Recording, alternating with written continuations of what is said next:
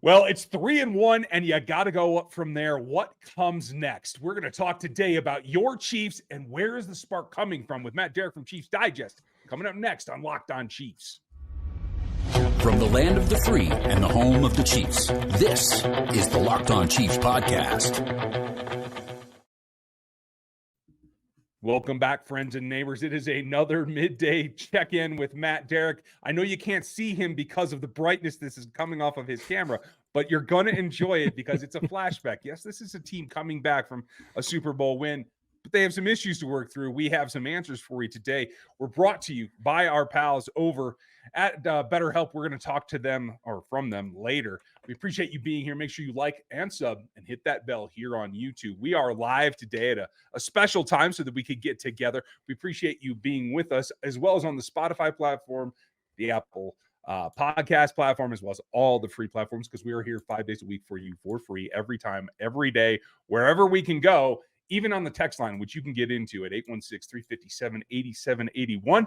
Get subscribed over there. We would very much appreciate it. We're going to get into the details today with Matt Derrick, editor-in-chief at ChiefsDigest.com. Man on the beat inside the building. I'm Ryan Tracy, the founder of Rogue Analytics and Performance Consulting, NFL33.com, as well as RGR Football, where we have a ton going on for you this week, so check that out as well. Matt, it's been an up and down, frustrating, but yet a little bit of relief kind of couple of days for me since this ballgame when we talked last. And in the end, the number one thing for me is it's not whether Patrick has to make up for a couple of miscues, et cetera, or pushing too hard. We'll talk about some of that, I'm sure. But for me, I'm searching for the reason why someone isn't able to step out of the wide receiver room and say, hey, I'll be that guy. Why hasn't it happened yet? I mean, I think that the easiest and simplest explanation is probably that guy just doesn't exist right now. And that's not a knock against any of the young guys. It's just that that's where they are at this point in their career. I mean, who's the 1,000-yard receiver in this receiving room? Well, based on the veterans, I mean, Kadarius Toney has not been that kind of receiver, so I don't think you can expect him to be that guy. Kadarius Toney hasn't done that. Justin Watson hasn't done that. With the young guys, you're still waiting for Skyy Moore to develop. And from Rashee Rice, I mean, I think it's too early to expect that, even though I think of the receiver group right now. I mean, he's been the one that you have, I think, the most optimism for long term. But right now, at this point in their career, is there anybody in the room who actually is that guy? And in particular, who is that guy that on 3rd and 8, that you can go to? Because in the past, you always knew that was Tyreek. Last year, you kind of felt like that was Juju. I mean, and Travis is always ever present too, but let's leave him out of this because he's a tight end and we're not talking about that group right now.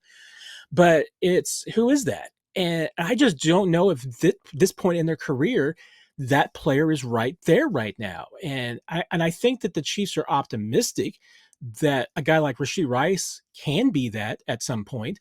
Maybe he develops that into this year. I mean, maybe by the end of the year, Rashee Rice is the guy that on 3rd and 8, that's where that the ball was going to. But the drops right now have been a problem. And, the Chiefs have acknowledged that. They know it is. They don't think that's going to be a consistent problem. They think it's going to improve as he goes along.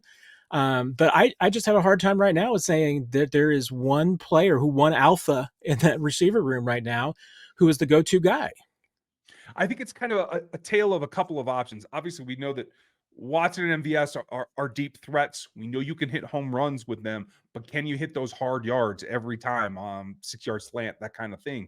I agree with you there. But then I go back and forth. I think obviously the guy that has the most explosiveness to his game, the ability to change a game in a play or two, is Kadarius Toney. But the consistency isn't there. The injury history is there. That's always a concern. And then the other option, I think, is Rashee Rice. And we've seen them take a tack of feeding him.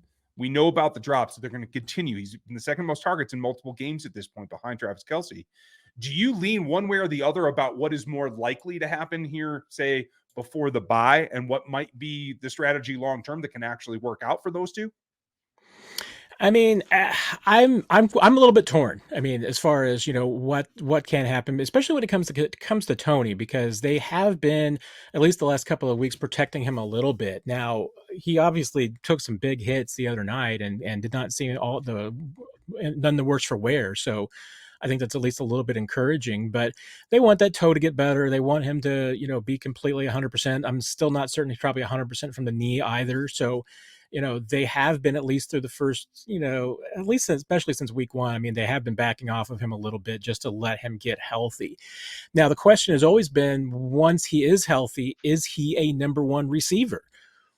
I mean, he's still a young guy, so it's really hard to say that. I mean, it's only year 3, and he hasn't been that yet. And really, you look at the bulk of his work, and he barely has a full season of work under him. So, in those 3 years. So to me, it's really hard to project and expect that Toney can be that guy right now. Now, what are they going to do? I mean, how do they want to bring him along? I mean, there was some optimism in the building that Kadarius Toney could be their number 1 receiver this year, but a lot of that would have to depend on him staying healthy and being available, which hasn't been proven yet. So I think you're going to continue to see, at least with Toney, I think they're going to continue to, be cautious with him, at least for the next quarter of a season, see over the next 4 weeks and until the bye week, with playing him in maybe, a semi-starter role. I mean, I don't think you're going to see Kadarius Toney all of a sudden getting 80% of the snaps. Maybe they'll work him ahead a little faster than expected if he shows some improvement and shows some more development. But I think is totally just going to be up to what their confidence is. And with everybody else, I mean, honestly, I think everybody else is in a different category. I mean, it's really going to be up to each of those guys to prove what they can do. And, one of the reasons why Justin Watson is getting so many snaps right now is because he's the best complementary receiver that they've got. The ball doesn't go to him that often, although right now he has the most receiving yards of any player on the team.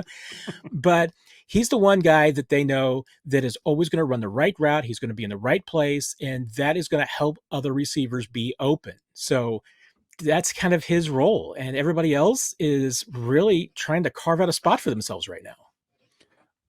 I agree with you. And my last question, it doesn't have to be, super in depth because it's an opinion. I feel like there's either 2 things going on. Either there's some mechanical problem with trying to feed Skyy Moore because they're giving Rashee Rice this spoon-fed type approach. They're not doing that for Skyy Moore. Or they're doing a rope-a-dope and they have plans for what Skyy's going to produce in the playoffs and towards the end of the season. Do either of those ring true for you? I mean, it's probably a little bit more of the first thing than I think the latter. I don't think that they're necessarily hiding any secret Skyy Moore unleash him plays packages or anything like that will come of it. I mean, I think that it's at this point, I mean, I think there's still with Skyy maybe a little bit of the square peg in a round hole. I thought that they would use him in a little bit different, positioning this year, because I get it. He has kind of the similar stature to a Tyreek Hill and to a McCole Hardman, but he's not really those guys. He's really a different player. He's more of a possession type receiver. I mean, he's somebody who isn't necessarily a deep ball guy. He's more of a, work over the middle of the field and try and find space kind of a guy. And they haven't really put him in that spot for the most part. I mean, you're seeing him, doing a lot of the end arounds and all of these things. And I honestly think they've got receivers who are better, skilled for that. I mean, it's not that Skyy doesn't have his own speed and his own agility, but I'm just not sure that he is as well suited for that as Tyreek and McCole were. So I think they just keep still kind of pigeonholing him into a role that maybe he's just not as best prepared for. And the problem might be that at his best roles, he might be the second best guy at a lot of places. I mean, I think that there's some things going to Rashee Rice and going to Kadarius Toney right now that honestly are probably better suited for Skyy's game. And I'm just not sure that he's getting those opportunities. But at the same time, even though I see a lot more confidence in Skyy, you still see some little mistakes creep in, as far as maybe just not, rounding out the right routes at the right place. And Rashee has the same problems. He's working on those things too. I mean, this, let's face it, the Andy Reid offense and especially what Patrick expects you to do is be perfect, be exactly where you're supposed to be. Maybe they get a little bit greedy watching Travis, doing a little bit more freelancing. Well, guess what? Travis earned that. Travis has earned that by being an all-pro for 10 years. he's earned that, but he wasn't doing it in year 1 and year 2 because he wasn't good enough yet. So those guys, my message to them right now is really do everything as perfect as you can to make yourself available to Patrick, and don't worry about anything else. Well, we're going to have to see who brings that spark, because you have threats you have to deal with from the Vikings. We're going to talk about that coming up. But what is Pacheco adding to this offense? What is this last game plan done for their future? We're going to get to that after we give you all the other parts that you might need.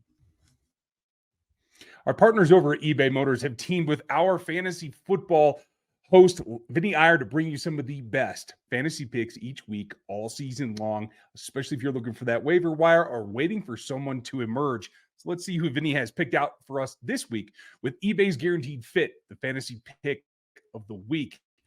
I'm going to start off with a team the Chiefs just saw in that Jets running back Breece Hall is starting to pick up speed, coming back from the ACL. His limited usage has led to a couple of question marks, but that 56-yard game with only 6 carries against the Chiefs with a 9+ average in week 4 really has his best game coming in the future here. When the Jets blow through Denver in week 5, look for a mile-high salute from him, as well as the speed and the explosiveness that you're coming to expect as he continues to recover. Broncos defense is kind of falling apart again against the run, especially against the faster backs, and we know that he has that top gear. Expect Hall to go off and help that the Jets will get some much-needed road win for their franchise, not relying on Zach Wilson. Vinny's here every week to give us this information and these picks for your fantasy championship, just like eBay Motors can get you to your championship for your ride, making it a perfect fit every single time. So it's all the same for your vehicle. They have 122 million parts. They're going to fit your number one ride or die, and you can make it run smoothly or look better or sound better, whatever you're looking for, whether it's a new roof rack, stereo kits, whatever your thing needs. It's headlights, it's roof racks, it's the whole 9 yards. You can get it at eBay Motors. With Guaranteed Fit, it's guaranteed to fit your ride the very first time, every time, or your money back. Plus, at these prices, you're not burning rubber, you're not burning cash. You're only burning time that you're wasting in not going to eBay Motors. So check out and keep your ride or die flying there at ebaymotors.com. It's a guaranteed fit. It's only for U.S. customers, eligible items only, and exclusions do apply. As we start to look back at balance, yes, we need spark. We need somebody to step up in that wide receiver and say, I can do this here. I can take the next step. I thought that the Chiefs took the next step, and unfortunately, I think I know why it happened against the New York Jets. I'm hoping I'm wrong, but when you take a look back, there was a concerted effort to get the ball going on the ground, specifically for Pacheco, and I do think his return to the area there where he grew up and he's got a ton of family and the whole 9 yards. We've seen Andy Reid do this before when you're trying to highlight a player because he's got an emotional attachment. In the end, that's a vibe that Pacheco brings to this roster all the time.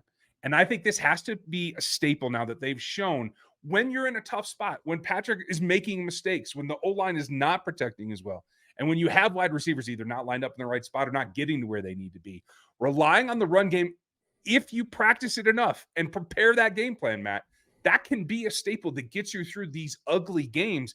And I think it has to be a staple going forward. Am I nuts? Am I just wishful thinking? No, you're not. I mean, this was a very bizarre Andy Reid game plan as it turned out, because they ran the ball much more than they threw it.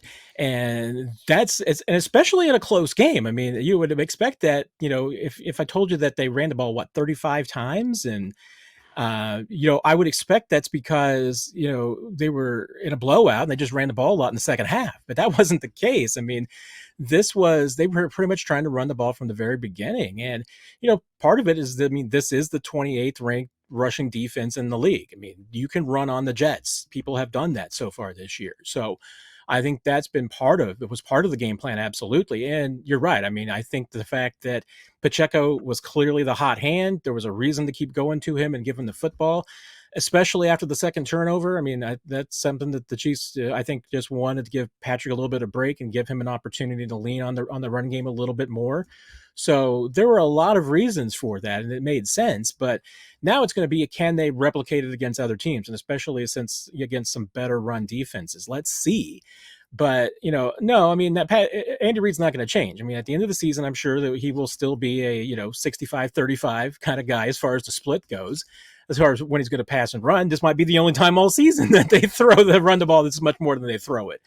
But I don't think there's any doubt. I mean, this offense, once again, is its most effective when it at least runs as a threat and at least can be productive at times. And they need to establish that week in and week out. And so they can't get away from it. And if they do, I think it's to their detriment. I agree with you that this can't happen again. We're not going to see Andy do this. It was nearly a 50-50 split when you consider there was probably a couple of called runs for Patrick and a lot of scrambles, right? So you take those 7 out, you get to about even. But a 40 or a 42% play call rate, I think, brings that balance. I felt like it at least lifted the offensive line in terms of their initial get off and the power that they played with. Now, that was a really stout defensive front. The tackles obviously had some issues. There were issues on the right side of the line as a whole. But what does the run game do? And what is this tone that Pacheco himself brings to this run game that can help the offense as a whole outside of taking some pressure off of the quarterback?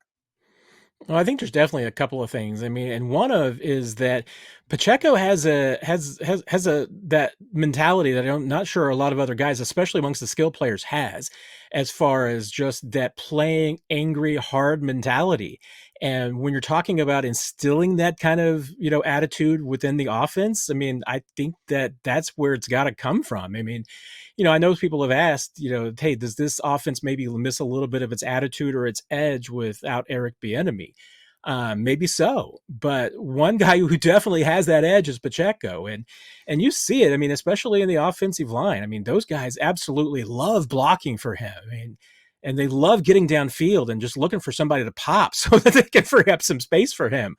You see how much fun the offensive line has when they're run blocking, and I think that absolutely feeds over to the passing game. I mean, once that offensive line gets those juices flowing from getting the run game, I think it just makes their pass protection even better. So, yeah, I do think that Pacheco being able to establish this offense with having some tenacity to it and having a hard edge to it, I think it does spill over to the other guys. I mean, he is absolutely one of those guys that coaches love to call an energy giver. Willie Gay gets called that a lot on the defensive side. Well, Pacheco is that on the offensive side. Well, it starts from giving your mentality to other people so that you're prepared for what you have to do. And if you guys want to get in that same situation, we have something that can help you right now, today. This show is sponsored by BetterHelp. And sometimes you just need that lift to get all your energy going in the right direction. Let your brain unlock itself and put all your effort and all your focus into your goals, your sport, your work, your art, whatever you happen to be doing. It helps me, and has ever since I started podcasting, to be able to focus on what I'm doing, whether I was the little guy back then or we're on this giant Locked On network now. You still have to have that focus and unlock your brain power. And it does help to have some outside support that can give you some of that focus and help you refine it. If you're looking to get into therapy right now, if you're thinking of starting it, you better give BetterHelp a try. It's entirely online. It's easy. It's designed to be convenient for you and your schedule, flexible to your needs, and suited for whatever you need, whether it's Monday, Wednesday, Friday, or whatever that schedule happens to be. All you got to do is fill out a quick questionnaire. You'll be matched with a licensed therapist. You can start sessions. You can switch therapists whenever you like at any time with no extra charge, so that you get that right fit and you get that right energy. Make your brain your friend with BetterHelp, and at BetterHelp.com/lockedon, you can get 10% off your first month right now. That's BetterHelp.com/lockedon. As we bring Matt back in here, I need some help from you in understanding that there are threats. There are threats coming from the Vikings. Is it the Dalvin Cook home run anymore? No, that's out there. A couple of very interesting wide receivers for this Chiefs defense that has been making money off of having a stout secondary. Just like 47 yards, I think, was the max given up. 56 for L'Jarius Sneed. 47 for Trent McDuffie. That's a pretty good day out from your primary covers. But they're going to be facing not only Justin Jefferson, arguably the best receiver in this league at any point. The rookie Jordan Addison had been on a roll as well. Didn't have a great week last week. Not sure what happened there in terms of their usage goal. maybe saving him for this game. And they've seen Osborne be able to produce a lot as well. This feels like a pretty good test for this secondary and this defense overall in the pass game that I think they're going to have to emphasize for Minnesota. Do you see it that way as well? Yeah, I really do. I mean, you look at the numbers and hey, the Vikings offense only ranks 16th and as for points scored, and even though they've actually been doing pretty well, I mean, I think in 3 of the 4 games they've had a pretty good offensive output, and they're number 3 in yards and number 1 in touchdown passes. So, this team can do some things. Now, you're right. It doesn't have the home run threat on the ground that the Vikings used to be known for. Although I think Madison is still a very pretty scary back at times. I mean, I think he can get some things done. But you're right. I mean, this is absolutely the biggest test that the Chiefs defense will have faced so far this season against this offense, and particularly the secondary. We're going to learn a lot about the corners and the safeties and especially the pass rush. I mean, it's going to be dependent on the entire defense getting after these Vikings, because it can't just be getting after Kirk Cousins and making him uncomfortable, because he's a vet. He knows what to do. He knows how to get rid of the football, and he's got some guys that once they get the ball in their hands are dangerous. So no, there is absolutely no doubt. I mean, looking at this, we will learn a lot about the Chiefs defense. And I don't know how much we'll learn about the Chiefs offense, because the Vikings defense isn't very good. This to me has all the hallmarks of a shootout. I think the Eagles beat them 34-28. I'm thinking this is going to be just about the same ballpark, if not maybe a little bit higher scoring than that. I certainly hope so. In like most games, I think this is going to come down to what happens on third down. The Vikings are 21st in third down conversion rate. If the Chiefs can work first and second to get them into their comfort zone and playing longer down and distance on third, I think they're going to be in good shape. The goal to go, I think they're 27th. And this is a team that has trouble finishing drives in that. I think they're 30th. Yes, they are in time of possession on average. So if the Chiefs offense can get on a bit of a roll, again, going back to what we talked about with a wide receiver stepping up, hopefully, and Pacheco being able to be not given 50% of the play call, but enough to keep the ball rolling, I think that makes sense. The one thing that I am concerned about is on the other side. We've seen a lot of penalties, a lot of false starts, and a couple of holds here recently from the tackles. Danielle Hunter's going to be out there. They have some other pass rush options on that Vikings defense. That's the one thing that I think can give them kind of a hiccup right here. How concerned do we have to be that what we've seen in the past few weeks is going to continue against the Vikings? Yeah, I mean the Vikings, for whatever reason, I mean they're kind of a schizophrenic defense. I mean, they have been pretty good against the run. I mean, they're only giving up 3.5 yards a carry, but everybody's been able to throw against them. Even some bad quarterbacks have been able to throw against them. So that's the thing that you're going to have to do. I mean, this cannot be a game that the Chiefs offense just muddles through. I mean, this has to be the breakout game to a degree for Patrick Mahomes. I mean, if he's not going for 300 yards in this game and getting those receivers involved and finding somebody that can give him a spark, there's going to be trouble. I mean, this is like Andy Reid, mentioned on Monday. They're going to see a lot of man defense. They should not see as much zone as they have seen through the first quarter of the season. The Vikings are a much more man coverage team, and that should be the kind of defense that the Chiefs carve up.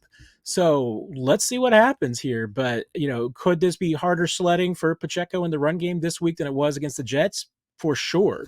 But if the Chiefs aren't moving the ball up and down the field on this Vikings defense in the passing game, I'll have some serious questions and concerns.